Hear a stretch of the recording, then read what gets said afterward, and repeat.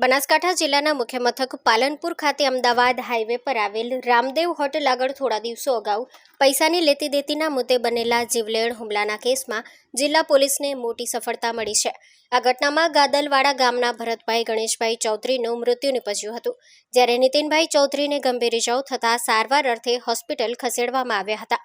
ઘટનાની ગંભીરતા ધ્યાને લઈ બનાસકાંઠા જિલ્લા પોલીસ દ્વારા તાત્કાલિક એલસીબી, એસઓજી, પેરોલ ફ્લો સહિત અંદાજે 10 જેટલી પોલીસ ટીમોને આરોપીઓની શોધખોળમાં લગાવવામાં આવી હતી। પોલીસની ચુનંદા ટીમોએ ટેકનિકલ તથા હ્યુમન સોર્સના આધારે તપાસ ઝડપી બનાવી હતી।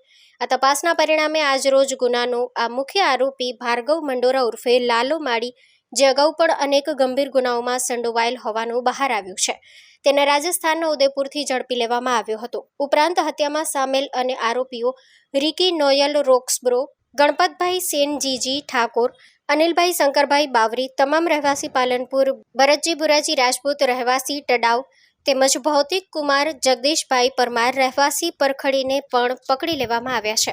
પકડાયેલા તમામ આરોપીઓને એલસીબી કચેરી ખાતે લાવી રિમાન્ડ મેળવવાની કાર્યવાહી હાથ ધરવામાં આવી છે।